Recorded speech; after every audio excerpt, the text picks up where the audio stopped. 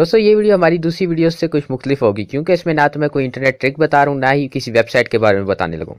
इसमें सिर्फ आपको कुछ रिंगटोन सुनाऊंगा, जो आपको पसंद आए तो उन्हें डाउनलोड कीजिए और इस्तेमाल कीजिए। तो शुरू करने से पहले सिर्फ एक रिक्वेस्ट है कि चैनल को सब्सक्राइब कर दीजिए और इस वीडियो को लाइक कर दीजिए।